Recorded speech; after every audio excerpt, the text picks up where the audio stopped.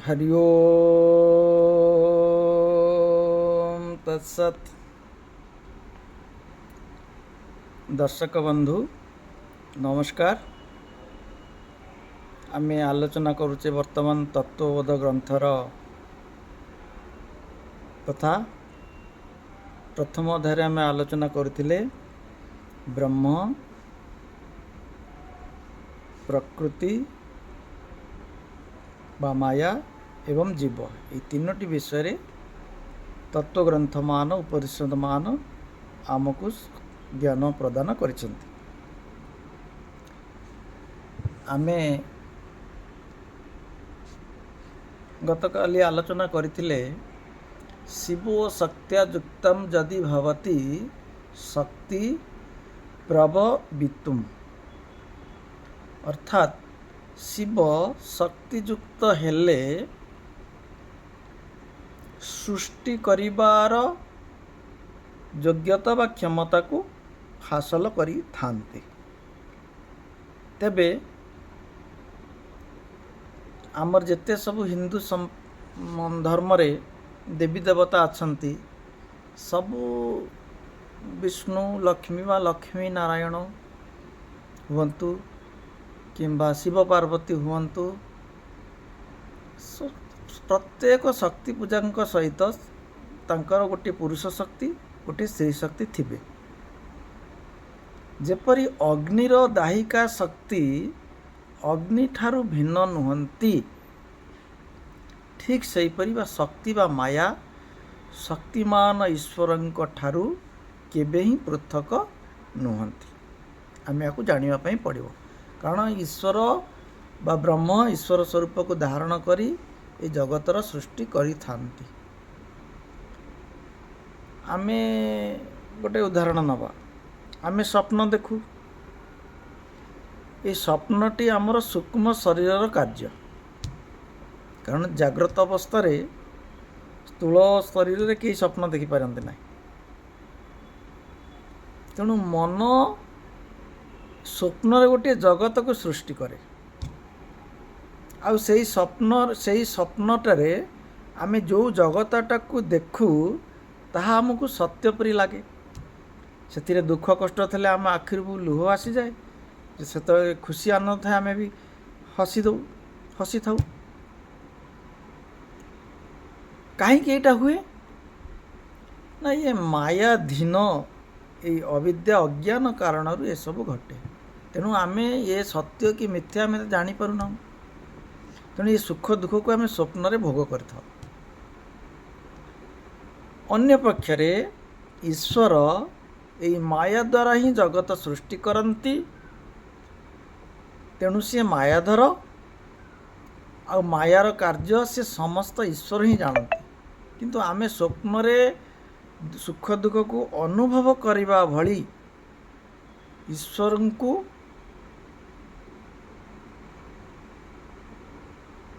बा जाग्रत अवस्था निज को आमे जानी पारु ना। ये मायार तीनोटी गुण कौन? सत्वगुण, रजगुण एवं तमगुण। तेणु या त्रिगुणात्मक माया बोली कहा जाए।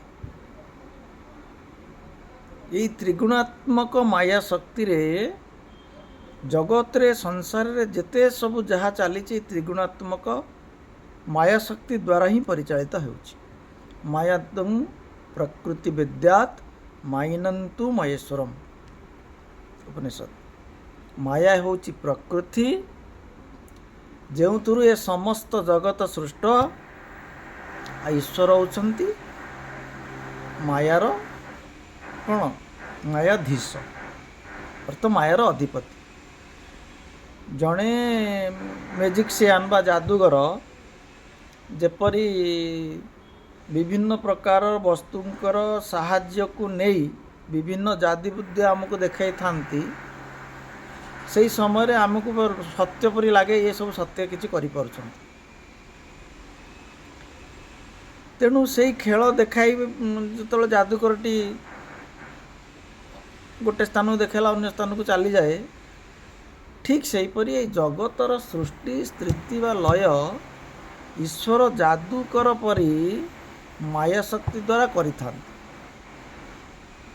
आउ ये सत्व रज एवं तम ये त्रिगुणर साम्य अवस्था होउछंती मूल प्रकृति। सांख्य दर्शन अनुसार या मूल प्रकृति बोली कहुए। तेणु ये जगत जड़ मन जगत रे आमर सब सृष्टि हुए, स्थिति हुए, लय अनवरत चली रही। तेणु ये समस्त तीन गुणर सम्मिश्रण होइथिबारु आमे जगतर साम्य अवस्था को बा प्रकृतिर साम्य अवस्था को अनुभव करि पारुना। तेणु सृष्टि प्रक्रियाटा सेमिति हुए जेमति गोटे कुंभार माटी हांडीटे तैयारी करे।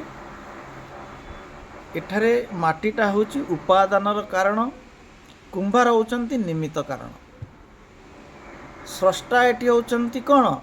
कुंभार। माटी होची उपादानर कारण। माटी को नहीं जेमती कुंभार सृष्टि करे, ये प्रकृति को नहीं भगवान विभिन्न प्रकार सृष्टि विभिन्न प्रकार वस्तु को तैयारी करि अछंती। एई घट तैयारी करिवार ज्ञान जो तैयारी करिया घट एवं कुंभार मध्य कौन रहिला? ज्ञान रहिला। ए ज्ञान ही जी जानिला ता होची आत्मज्ञान, सृष्टि ज्ञान, स्वयं ज्ञान, जहाँ आपण भाषा रे कहि पारन। तेणु ईश्वर एवं जीवंक मध्य संबंध जहाँ सब आम आलोचना करुचे, जीव हूँ, ईश्वर हूँ, प्रकृति हूँ, प्रत्येक सहित गोटे संबंध रही। ये सब आलोचना को आम बुद्धि द्वारा चिंता करने पड़ो। आमे जो विषय रे जानिबा चाहूँ आमठारू ताकू आमे पृथक बोली कल्पना करूँ। यहाँ हूँ आम बुद्धिर गोटे भ्रम। कारण अद्वैत सिद्धांत कहे सबू होती एक उत्पन्न। जी सर्वव्यापी सर्वशक्तिमान, जी समस्त जगतर सृष्टि स्थिति लयर कारण, सी निश्चिंत अंतर्यामी रूपरे समस्त भूतरे समस्त प्राणी मानकर शरीर रे रही कार्य करांती। आउ तांकर रूपर कल्पना होचंती के ईश्वर। अव्यक्त ब्रह्मंकर व्यक्त भावर चिंतन ये होचंती अद्वैत वेदांत अनुसार ईश्वर और जीव ये दुईट को आमको बुझापी पड़ो। कारण माया रे ब्रह्मंकर प्रतिफलन होचंती ईश्वर, अविद्या ब्रह्मंकर प्रतिफलन होची जीव। तेणु आम सब अविद्या प्रतिफलन, आम प्रतिफलन ईश्वर समान, किंतु आम अविद्या द्वारा ग्रस्थित होइतिबारु आम निजको जीव बोली भावुचे। अर्थात माया उपाधि विशिष्ट माया युक्त ब्रह्म होचंती ईश्वर, अविद्या युक्त बा अविद्या उपाधि विशिष्ट ब्रह्म होचंती जीव। आम सब उपाधि रे निजको आबद्ध करी रखीचे। तेणु जीव होचंती बेष्टि स्वरूप, ईश्वर होचंती समष्टि स्वरूप। ये विषय रे ये पुस्तक रे आमे आगु आगु मध्य आलोचना निहाती पृथक भाव में आलोचना करिबा। ईश्वर होचंती स्रष्टा सर्वशक्तिमान, जीव ईश्वर द्वारा सृष्ट, तेणु ससीम एवं सृष्टिर नियम अनुसार जीव होची बंधा, कारण अविद्या ता भितर भरी होकी रही।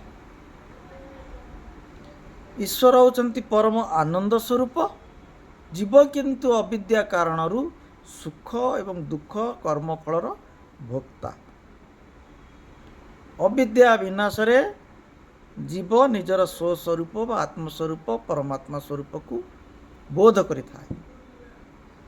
तेणु उपनिषद मानक गोटे श्लोक अच्छी द्वासोपन्ना, तो परस्पर संबंध रखि दुईटी पक्षी,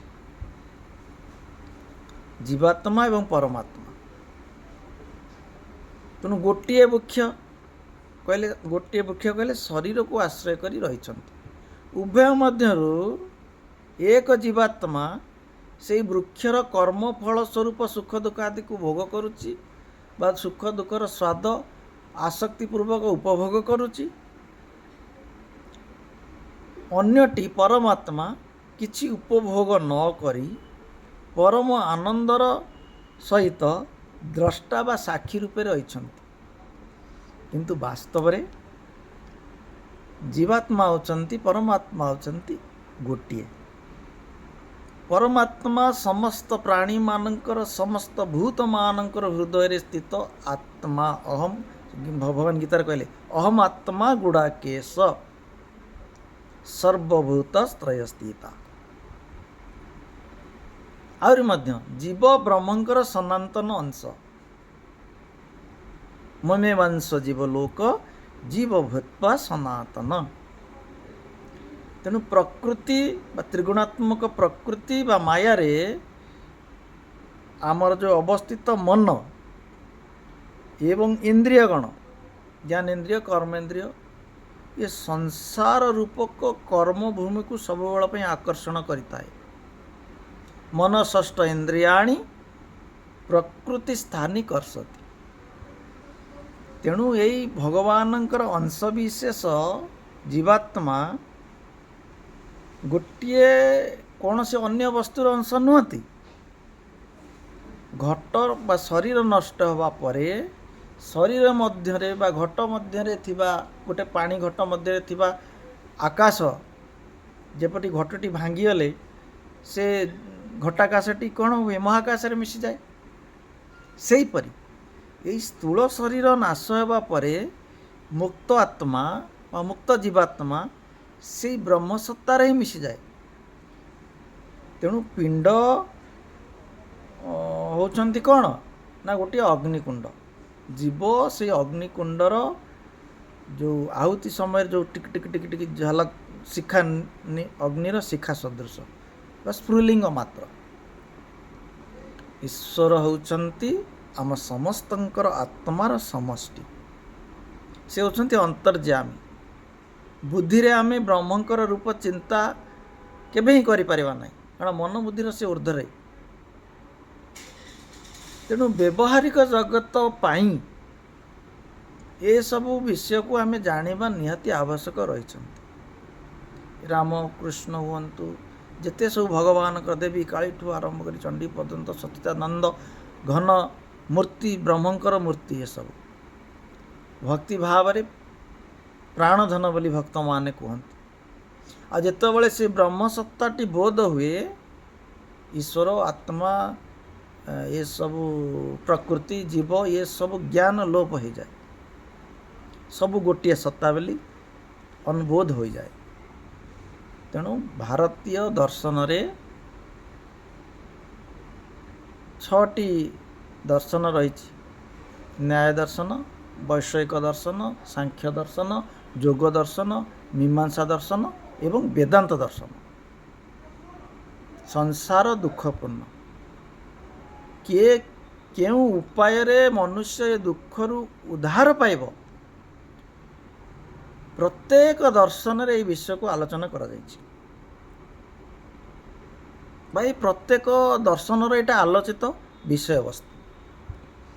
କିନ୍ତୁ ଦୁଃଖର ବିନାଶର କାରଣ ନିର୍ଣ୍ଣୟ କରିବା ଭିନ୍ନ ଭିନ୍ନ ଦର୍ଶନରେ ଭିନ୍ନ ଭିନ୍ନ ମତ ପ୍ରକାଶ ପାଇଛି। ନ୍ୟାୟ ଏବଂ ବୈଷୟିକ ଦର୍ଶନରେ ଈଶ୍ୱରଙ୍କର ବିଷୟ ନାହିଁ ଯଦି ତାକୁ ଆପଣ ଭଲ ଭାବରେ ବୁଝିଲେ ତା ଭିତରୁ ବାହାର କରିପାରିବେ। ସାଂଖ୍ୟ ଏବଂ ମୀମାଂସା ଦର୍ଶନ ନିରୀଶ୍ୱରବାଦ। ଯୋଗ ଦର୍ଶନରେ ଈଶ୍ୱର ସ୍ୱୀକୃତ ଲାଭ କରିଛନ୍ତି, ହେଲେ ଈଶ୍ୱରଙ୍କର ସ୍ଥାନଟି ବହୁତ ଗୌଣ। ମାତ୍ର ବେଦାନ୍ତ ଦର୍ଶନରେ ବ୍ରହ୍ମ ଈଶ୍ୱର ଜୀବ ସମସ୍ତେ ପ୍ରତିପାଦିତ ହୋଇଛନ୍ତି। ତେଣୁ ବେଦର ଅନ୍ତଭାଗ ଅର୍ଥାତ୍ ଉପନିଷଦ ସମୂହକୁ ବେଦାନ୍ତ ବୋଲି କୁହାଯାଏ। ଜୀବ ଜଗତ ବ୍ରହ୍ମ ଏ 3 ଗୋଟି ବେଦାନ୍ତ ଦର୍ଶନର ମୁଖ୍ୟ ପ୍ରତିପାଦିତ ବିଷୟବସ୍ତୁ। ଆଉ ଆଚାର୍ଯ୍ୟ ଶଙ୍କର ହେଉଛନ୍ତି ଅଦ୍ୱୈତ ବାଦର ପ୍ରବର୍ତ୍ତକ। ତେଣୁ ଏଇ ଯେଉଁ ଆମେ ତତ୍ତ୍ୱବୋଧ ଆଲୋଚନା କରୁଛେ, ଆଚାର୍ଯ୍ୟ ଶଙ୍କରଙ୍କର ये अद्वैत सिद्धांतर गोटे प्रकरण ग्रंथ। शुल्कार्धेनं वक्ष्यामि जजुक्तं ग्रंथकोटिभिः ब्रह्म सत्यम जगत मिथ्या जीवो ब्रह्मेव नात्पर। असंख्य ग्रंथरे जहाँ कुआଯାଇଛି जगतगुरु आदिगुरु ये अर्ध श्लोक प्रकाश कर कौन ब्रह्म सत्य जगत मिथ्या जीव ब्रह्म नात्पर। भिन्न गोटे माने गोटे तत्व अन्य तत्व नुहंती। ये हूँ ये तत्वबोध ग्रंथर सारांश। जय जगन्नाथ। आगु को आलोचना जारी रखिबा।